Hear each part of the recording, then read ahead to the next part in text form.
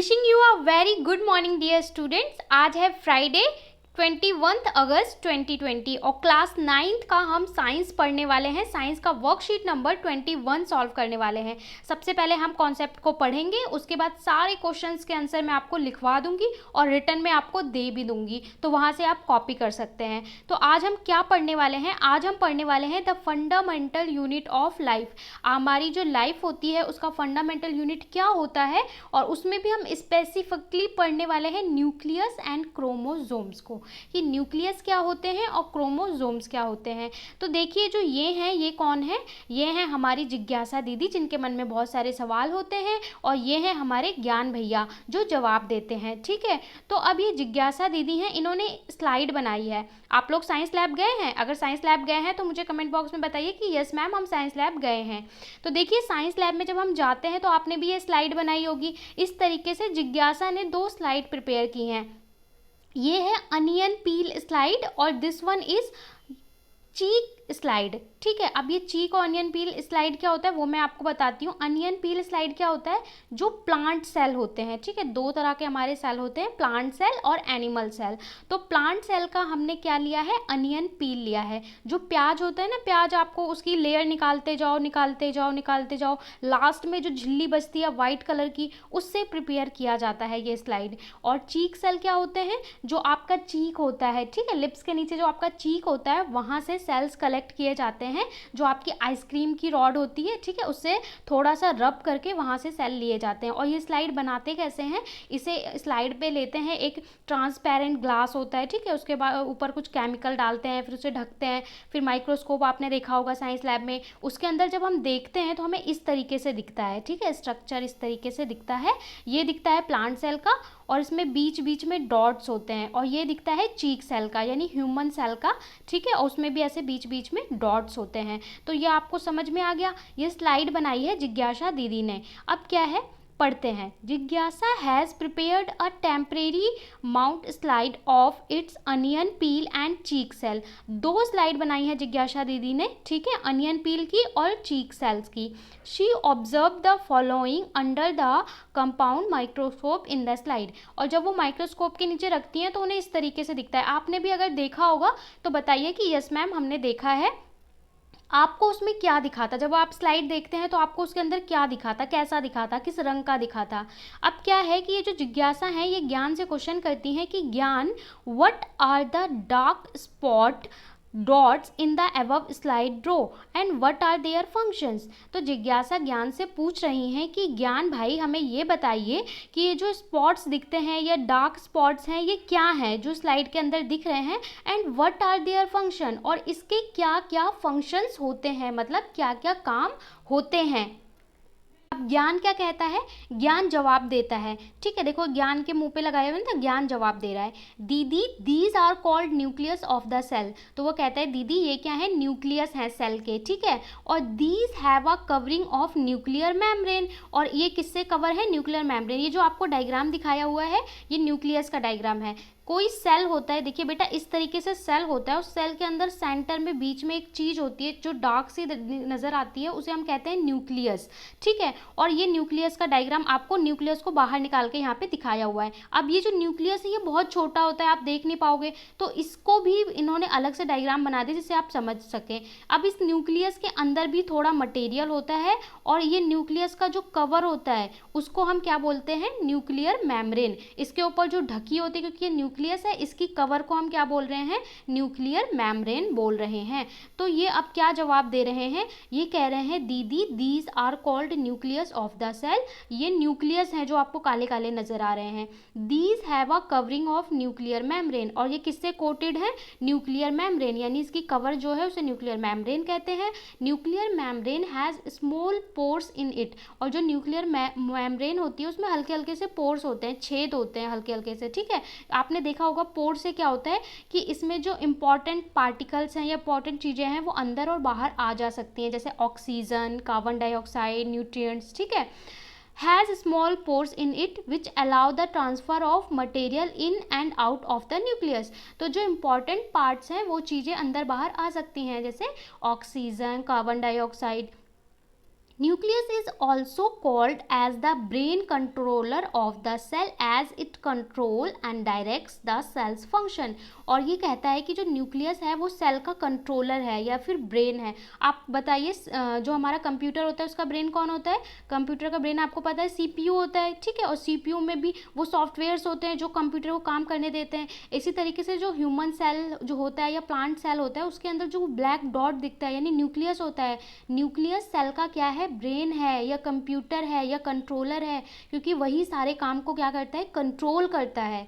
तो nucleus perform many function in the cell like cell division. ये बहुत सारे फंक्शंस को कंट्रोल करता है, ठीक है। उसका सीपीयू है, आप समझ सकते हैं। क्या क्या करता है? Cell division, cell growth, protein और enzyme synthesis, storage of DNA, ठीक है, जिसको आप डीऑक्सी न्यूक्लिक एसिड कहते हैं, डीऑक्सी राइबो न्यूक्लिक एसिड कहते हैं। जेनेटिक स्ट्रक्चर होता है। इसके अलावा आरएनए, राइबो न्यूक्लिक एसिड और production of ribosome in a cell.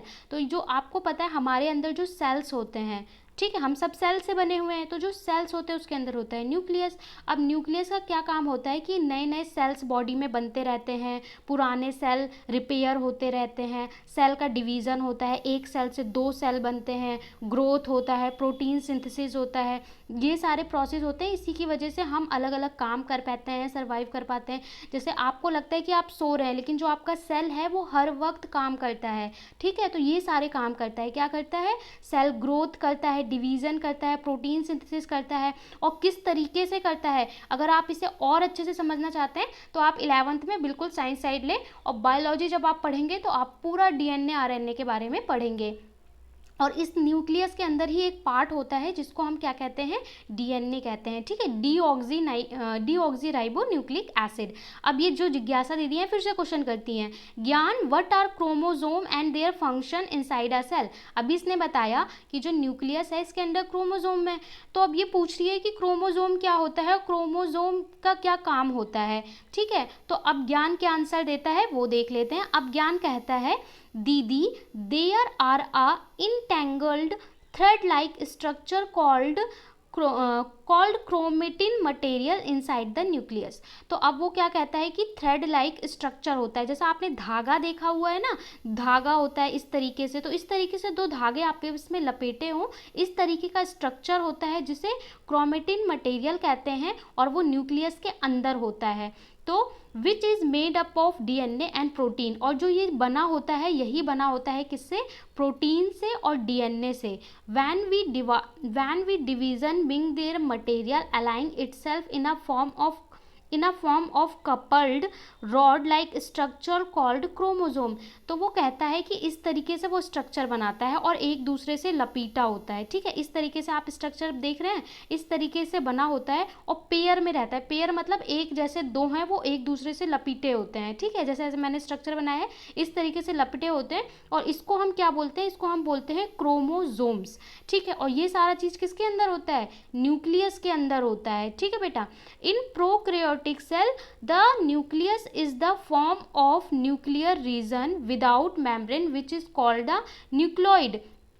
अब न्यूक्लियस के अंदर भी क्या होता है? न्यूक्लियोइड होता है। और ये बता रहे हैं कि प्रोकैरियोटिक सेल क्या होते हैं, इसमें भी दो तरह के सेल होते हैं, प्रोकैरियोटिक और यूकैरियोटिक। तो प्रोकैरियोटिक सेल कैसे होते हैं? प्रोकैरियोटिक सेल ऐसे होते हैं, cell the nucleus in the form of nuclear region without membrane. मतलब ये सेल है, सेल के अंदर हम न्यूक्लियस की बात कर रहे हैं, तो ठीक है।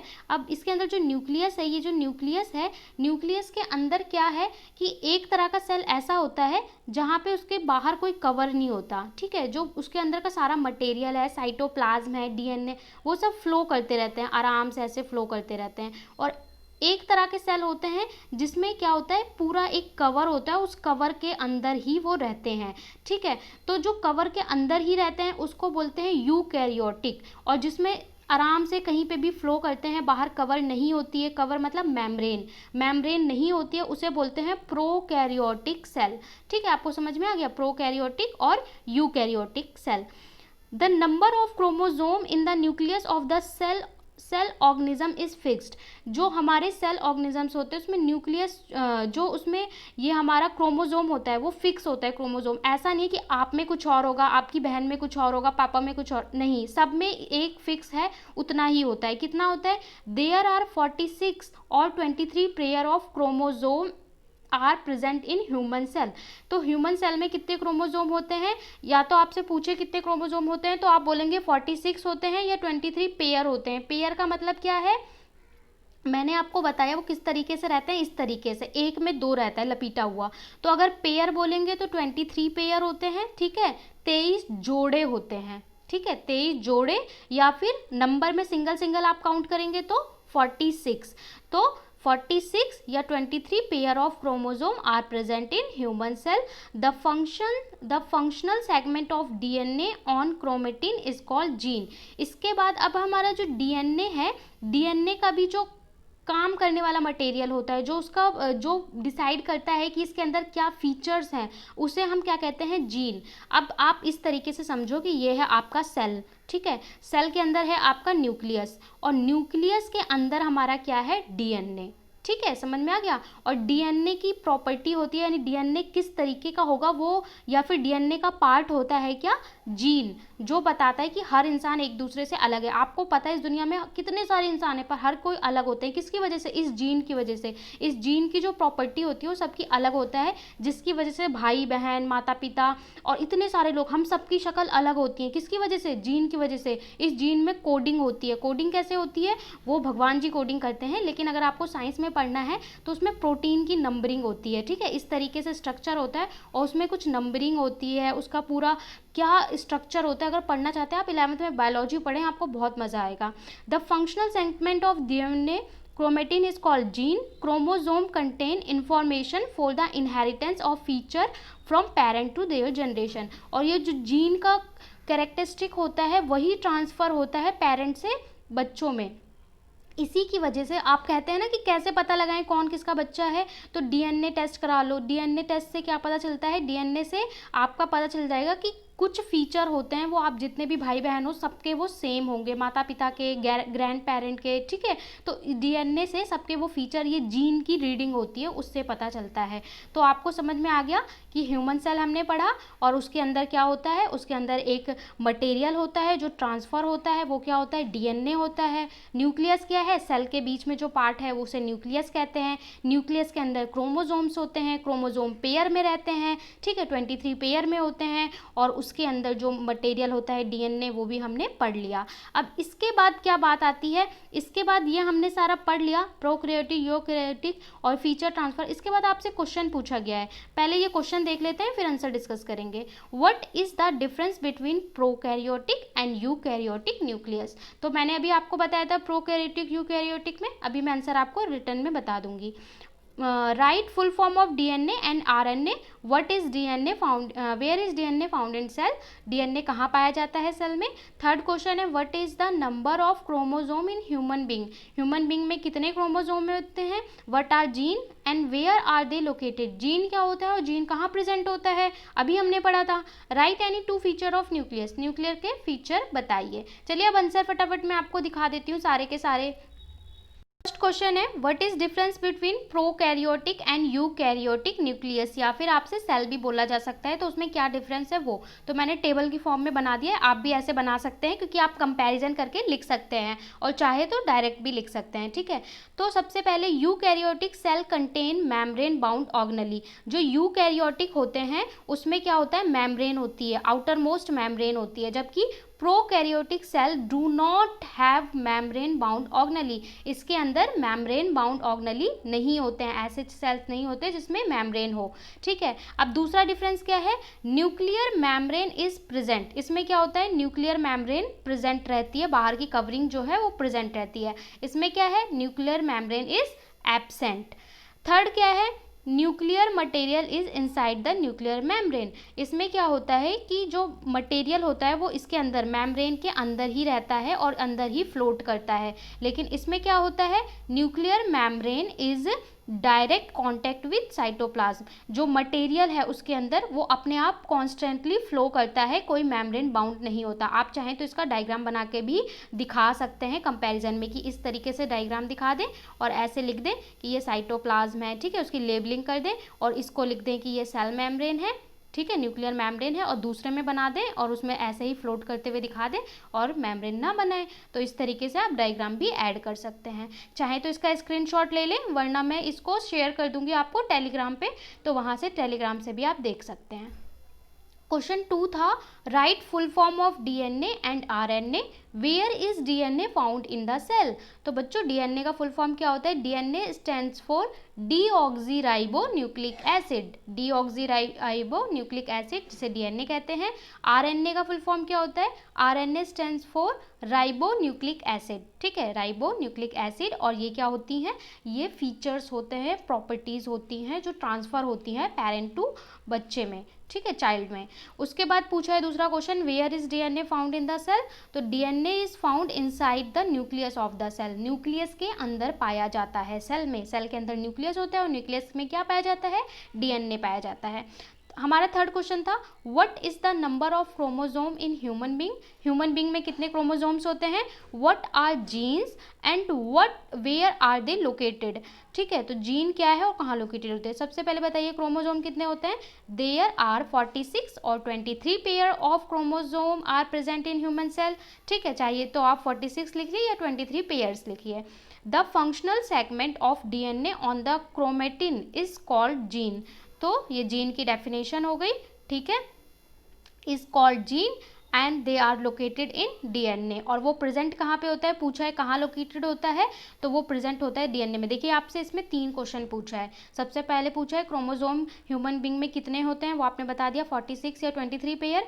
फिर आपसे पूछा है कि जीन क्या होता है, तो वो आपने बता दिया कि functional segment of DNA chromatin called gene, और कहाँ लोकेटेड होता है, तो डीएनए के अंदर लोकेटेड होता है। अब क्वेश्चन देखते हैं fourth, right any 2 function of nucleus. जो हमने न्यूक्लियस किया उसके 2 फंक्शन बनाने, इसमें आप डायग्राम भी बना सकते हैं, ठीक है, इस तरीके से आप डायग्राम बना दो न्यूक्लियस का, यहाँ पे इस तरीके से न्यूक्लियस का डायग्राम बना दो, इसके अंदर ये दिखा दो न्यूक्लियर मेम्ब्रेन है, ये इसके अंदर साइटोप्लाज्म है, ठीक है, इस तरीके से बना के दिखा सकते हो। जो आपको असाइनमेंट में डायग्राम है उसी को आप बना सकते हो। अब इसका आंसर कैसे लिखेंगे? Nucleus perform many functions but mainly 2 major function are as follows.